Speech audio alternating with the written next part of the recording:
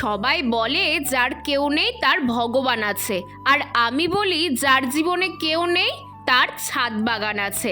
কেন কি বলছি দাঁড়াও, তার আগে তোমরা বলো তো, সরকার আমাদের মতো অসহায়দের জন্য কেন কোনো ভাতা চালু করছে না? হ্যাঁ, সত্যিই তো আমরা অসহায়। এই যে গোটা ভ্যালেন্টাইন্স উইকটা গেল, কোনো গিফট তো দূরের কথা, একটা গোলাপ পেলাম না গো। মনটা এবার সত্যিই খারাপ করছে জানো। এমন সময় ছাদের এদিকটাতে এসে আমি অবাক।